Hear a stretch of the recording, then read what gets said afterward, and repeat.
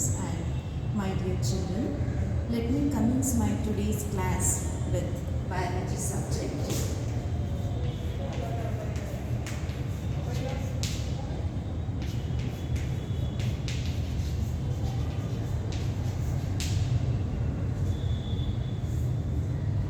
I suppose all of you have heard of the basic structural and functional unit of living organisms.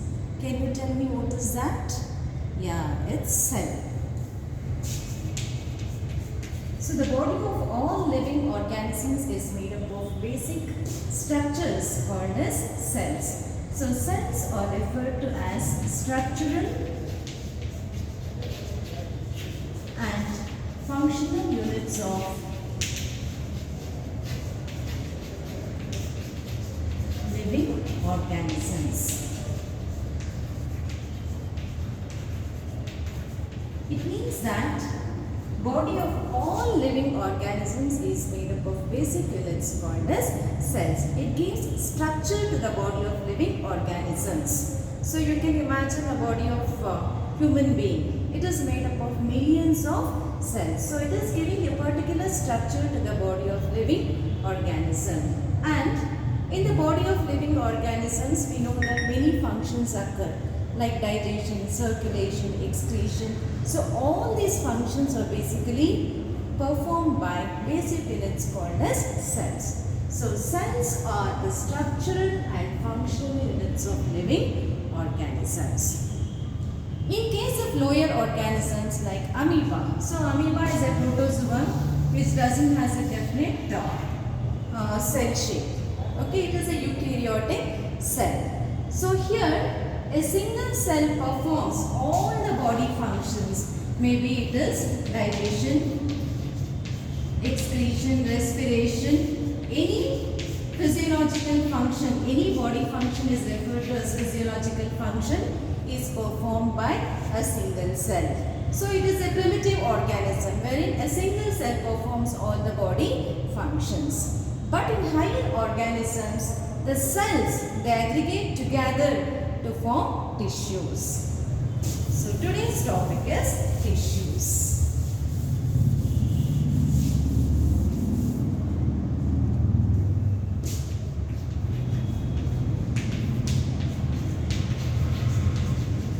So I told you, group of cells together form tissues. Okay. So let me define a tissue.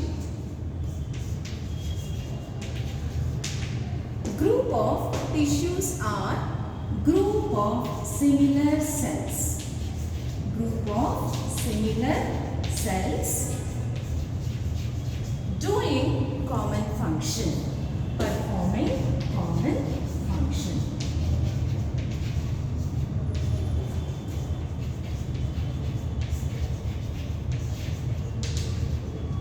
So the similar cells they aggregate together and do one function.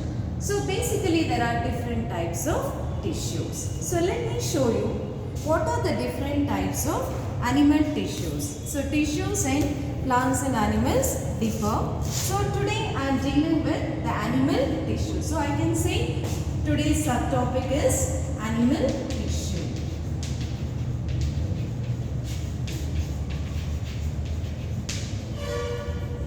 So let me show you the chart of classification of animal tissues. So this is the animal tissue. Basically animal tissues are classified into 4 different types of tissues. Epithelial tissue. Epi refers to outer covering. Thelium is covering, epi is outer. So the name itself shows it covers the outer surface of an organ. So it is epithelial tissue. Then muscular tissue. When you want to move your body parts, muscles they help. They contract and dilate. So these are the tissues which help in movement of organs. So we have epithelial tissue, muscular tissue and connective tissue. The name itself shows connective tissue is it connects different tissues and organs of the body. It also provides support to the body. Apart from this, it also does various functions. Then nervous tissue. It is made up of nerve cells. So it helps in perception of sensation, and based on the perception you act. That is the function of nervous tissue. So basically there are 4 types of animal tissues: epithelial tissue, which is a covering tissue; muscular tissue, which helps in movement; connective tissue, which helps in connecting various tissues and organs, and it also gives support to the body; nervous tissue, it helps in perception of external stimuli. So whatever happens that has to be sensed by human beings, which is done with the help of nervous tissue. So now today's class we are dealing with various types of epithelial tissues or covering tissues, I can say, because it covers the internal and external surface of an organ. Okay, so for example, skin is also an epithelial tissue because it covers all the tissues of the body.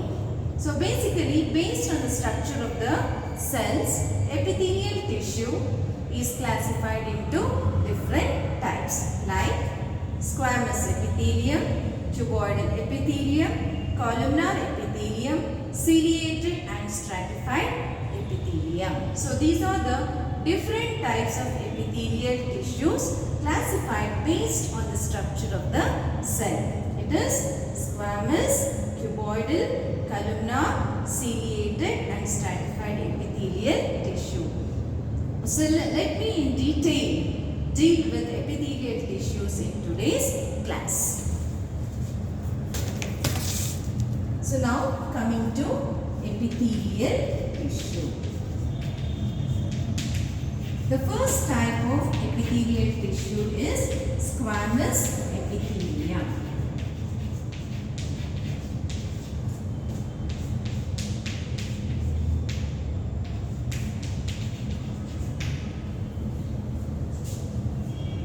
So I have a chart of squamous epithelial tissue for you. So this is the structure of squamous epithelium.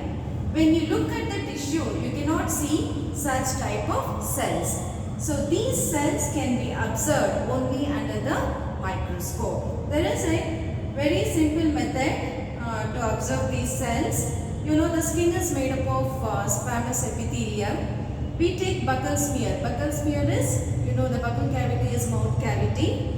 Inner part of the mouth cavity is lined by mucous epithelium. So what we do is just we pull our lips and scrape out very delicately. We scrape out a part of mucous tissue from here and we add a coloring agent and observe under the microscope. Then very neatly you can find the squamous epithelial cells.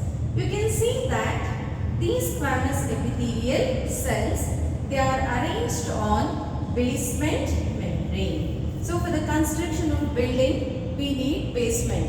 Adana adipaya anta heltivi. Similarly, for resting of the cells, there is need of basement membrane. So this is the basement membrane, which is made up of connective tissue fiber.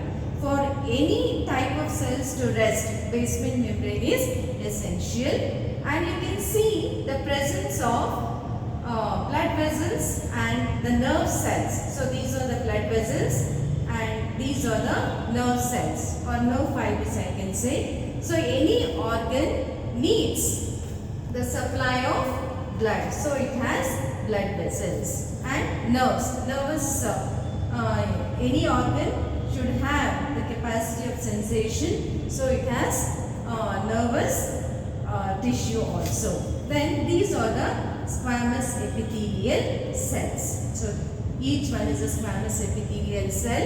You can see that the cells are compactly arranged. That means they are arranged very close by.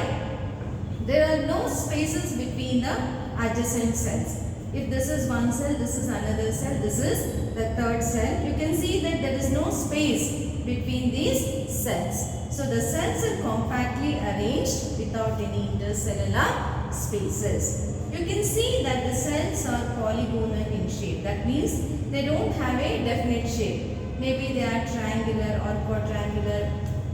So like this, they don't have a definite shape. And a nucleus, single nucleus is present at the center.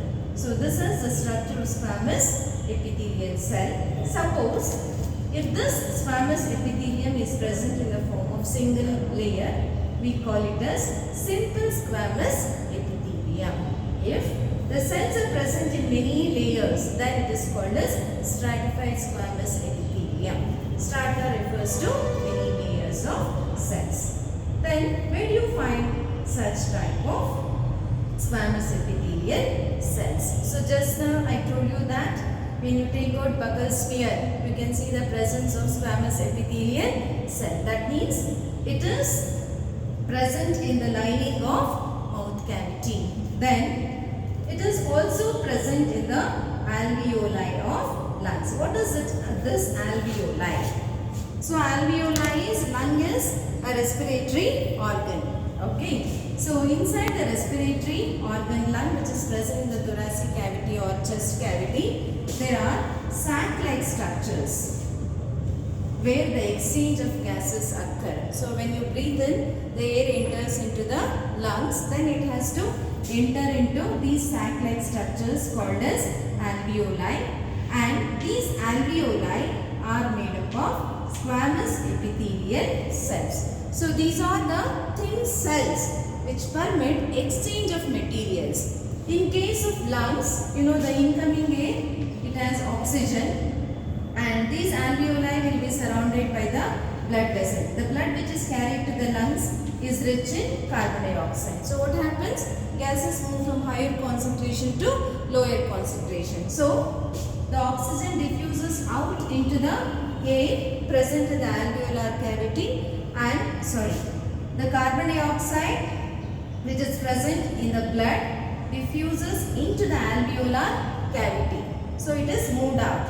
Whereas the oxygen which is present in the air inside the air sac, it diffuses into the blood. This is how exchange of gases occurs in lungs. So these squamous epithelial cells are very thin cells which permit exchange of materials in the body.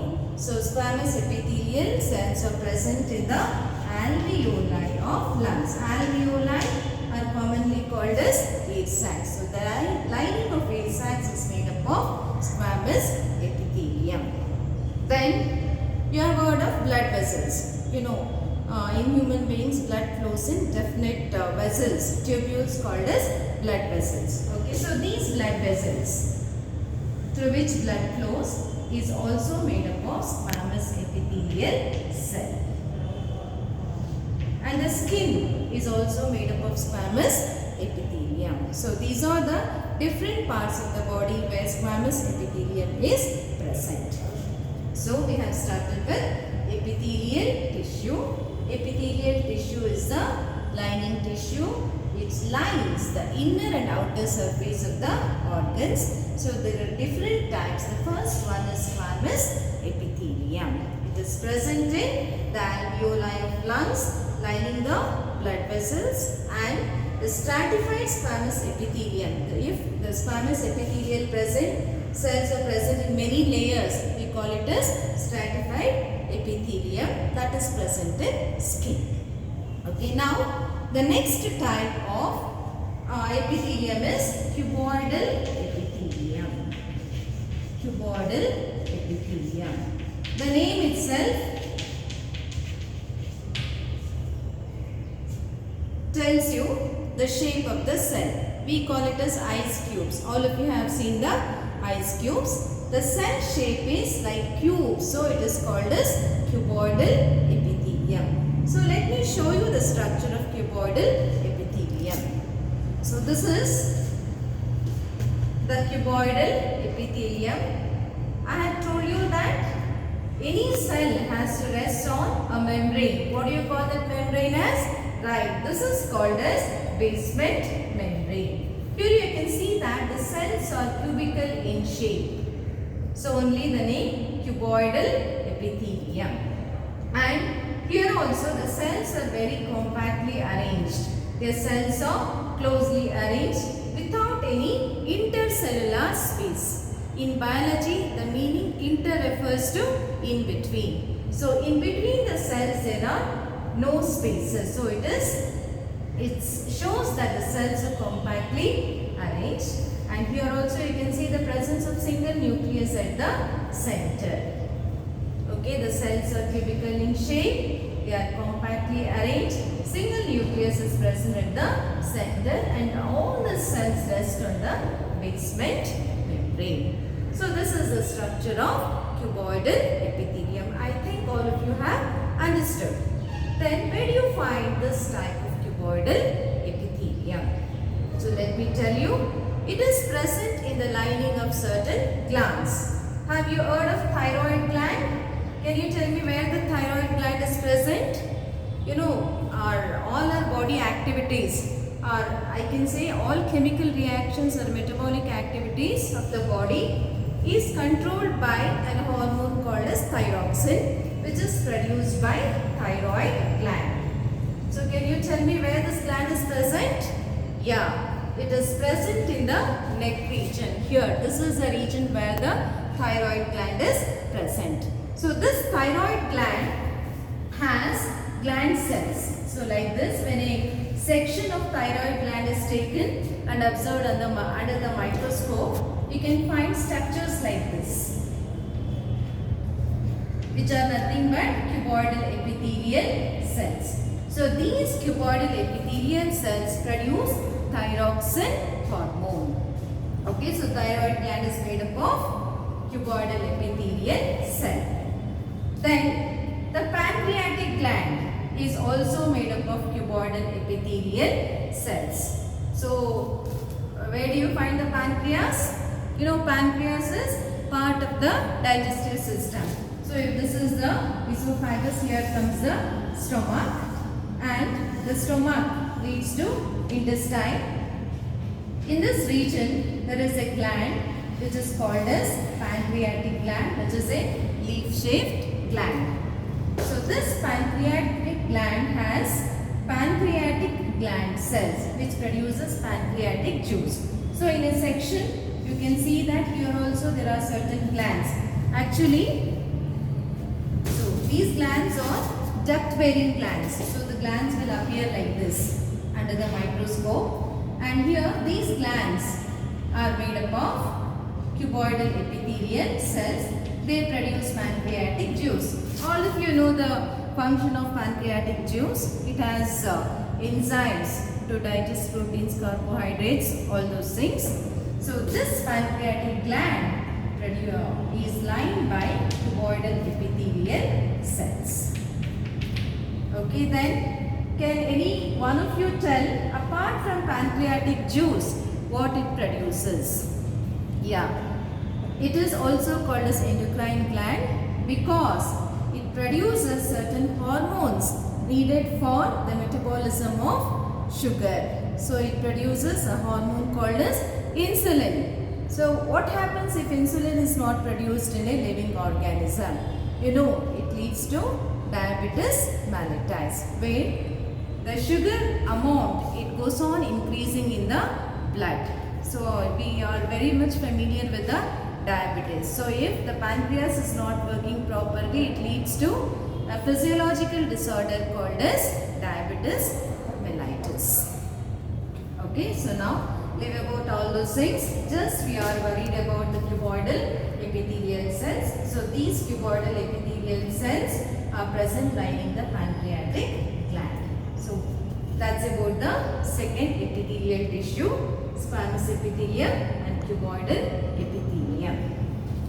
Now coming to the third type of epithelium, which is called as columnar epithelium.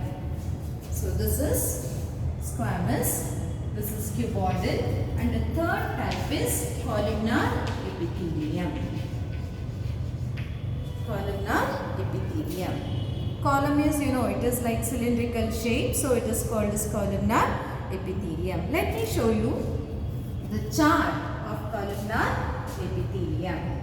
So girls and Students, this is the structure of columnar epithelium. You know, the cells as usual they are resting on the base membrane. I think you can tell me what is that? Yeah, it is basement membrane. So any basement membrane, any tissue in the body requires the supply of blood vessels. So you can find the presence of blood vessels. And on the basement membrane you can see the presence of cells which are elongated or column-like in shape. You can see that the basal region of the cell is narrower when compared to the apex. So this lower region is called as the base and the tip is called as the apex. So you can see the basal region of the cell is narrower when compared to the apex, and a single nucleus is present at the center. A single nucleus is present at the basal region of the cell. Okay. Then here also the cells are compactly arranged. So some of these columnar epithelial cells, especially in case of the wall of intestine or stomach, they produce mucus-like thing. Mucus is a slimy secretion which coats the inner lining of the digestive tube and is called as goblet. So when these columnar epithelial cells becomes secretory in activity, they form the glandular cells. Okay, so I think it's clear to all of you. So this is the structure of columnar epithelial cells. They rest on basement membrane. Then the cells are elongated, column-like, narrowed the basal region, brought towards the apex, and nucleus is present in the basal region. So where do you find this type of columnar epithelium? It is present in the lining of intestinal wall. So all of you know what is intestine? Yeah. Intestine is of digestive system. So I have shown you the diagram showing esophagus or the food pipe, stomach, which leads to intestine. Okay. So this wall of intestine is made up of cells like this.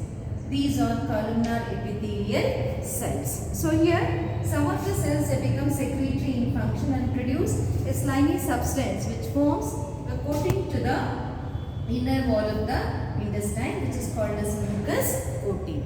So this mucus coating prevents the action of digestive juices on the wall of the digestive tubes itself. So namgella gottide.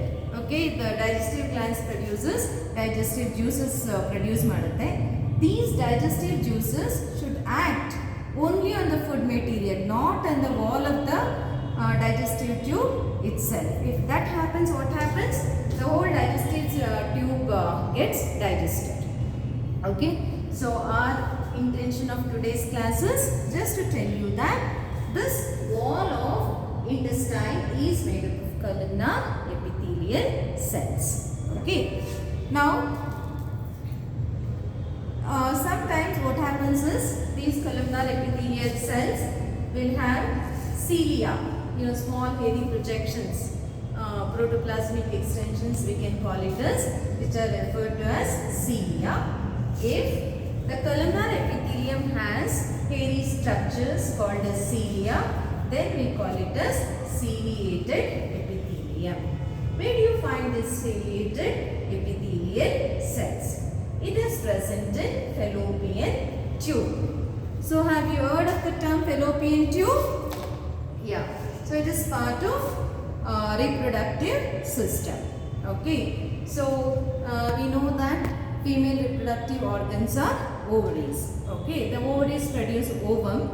Then this ovum, this is the ovary. The ovary releases ovum, which is the female sex cell. It has to be carried through a tube which is called as fallopian tube. Fallopian tube. Okay. So this ova has to move through this fallopian tube. So the cilia which lines these fallopian tube are made up of brush bordered cells or ciliated cells The movement of cilia propels the ovum to move inside the fallopian tube. So that is the function of ciliated epithelium. Okay.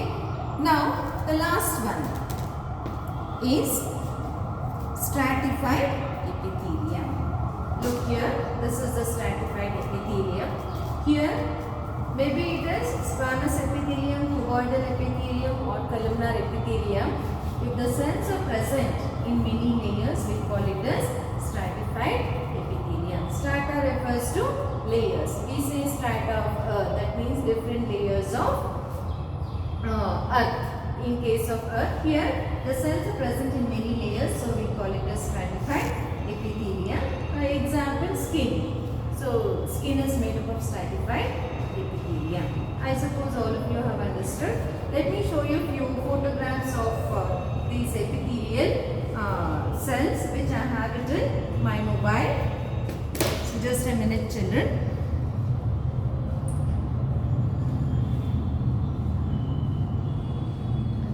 See here, is it visible to all of you?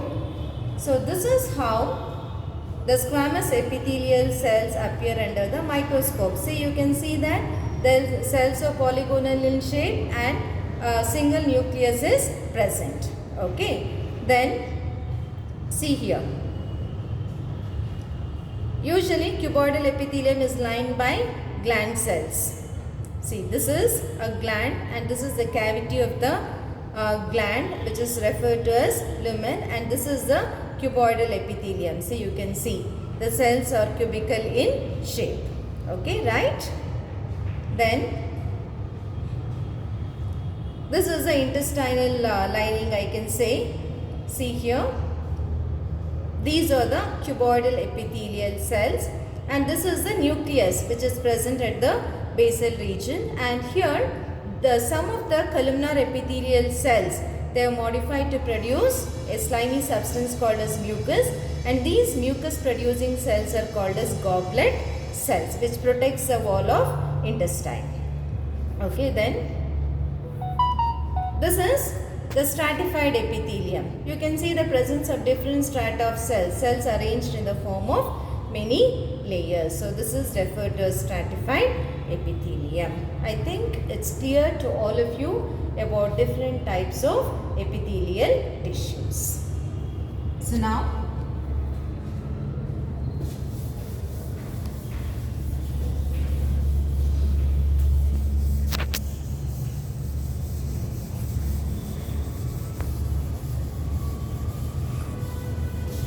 let us recall what all we have learnt in the class.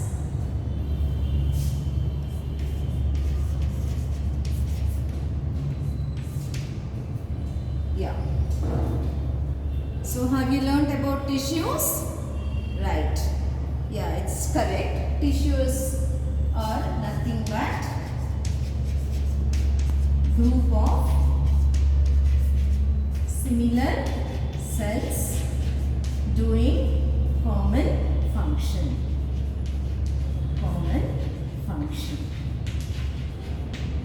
Okay, and based on the nature of the cells, I have told you that there are different types of tissues, like epithelial tissue, which is a covering tissue, then muscular tissue, which is muscle tissue, then connective tissue, which is a binding tissue. Bone is also a connective tissue. Cartilage is also a connective tissue. So if you touch the tip of your nose, you can see that nose has a definite shape, but it doesn't has bone, because bone is not flexible, it is rigid. See, even though it has a shape, you can move the tip of the nose because it is supported by cartilage, which is also a type of connective tissue.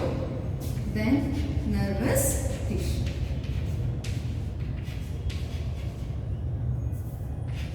Nervous tissue. So these are the different types of tissues. So just I wanted to show you how the muscle tissues appear, connective tissues and connective tissues, and nervous tissue appears.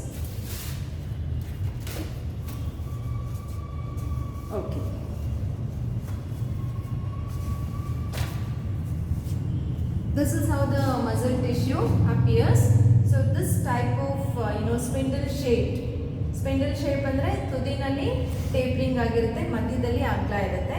So this type of muscle tissue appears in the lining of all the inner organs.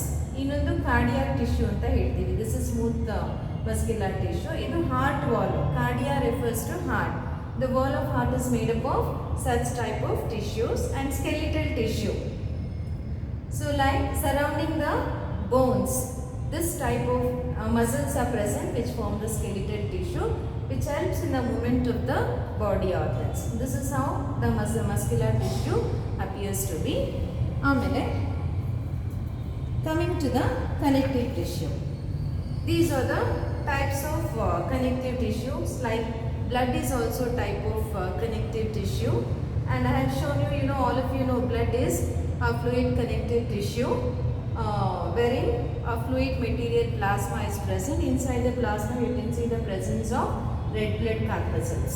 So these red blood corpuscles, they are biconcave. Side to side it appears to be biconcave.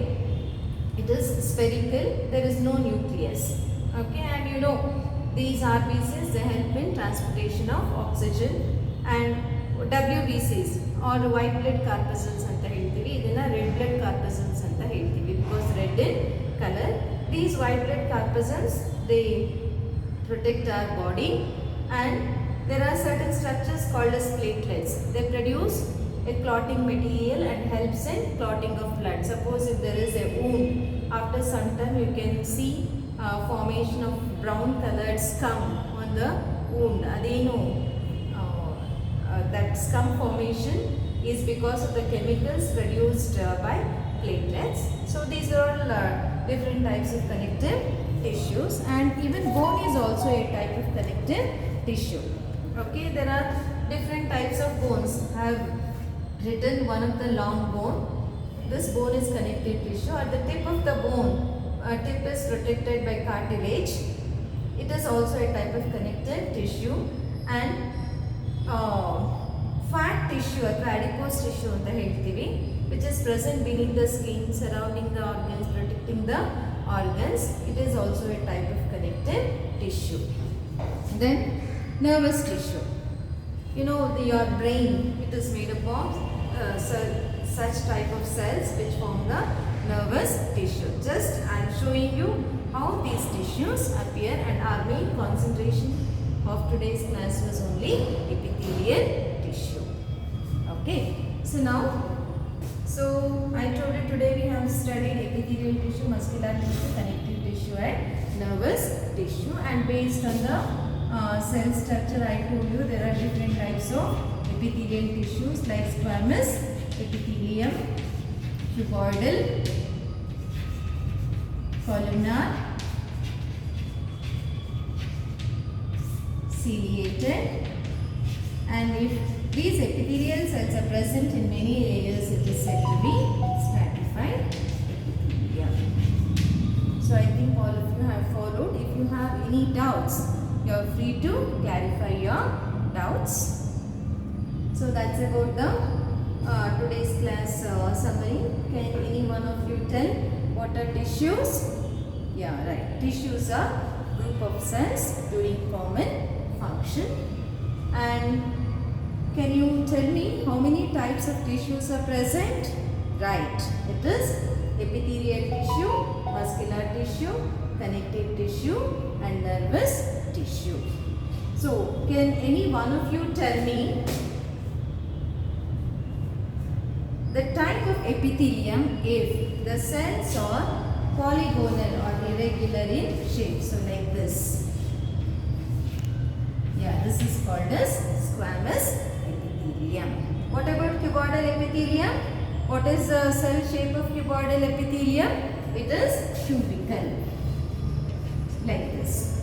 Columnar is, yeah, it is elongated. Like this.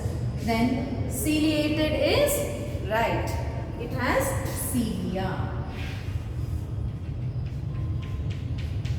And striated is, if epithelium is present in many layers, we call it as striated epithelium. epithelium. So like this, many layered cells forms the striated epithelium.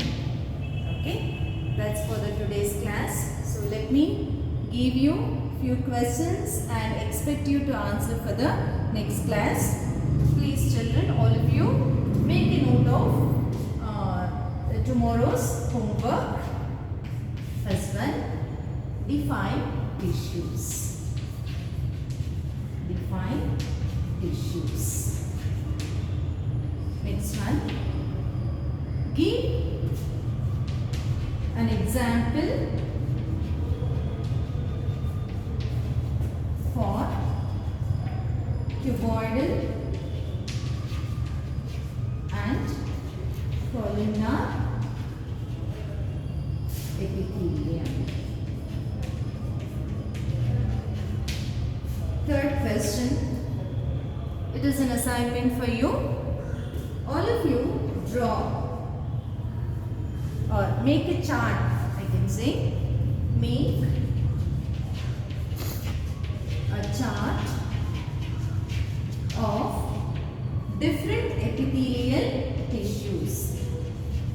Different epithelial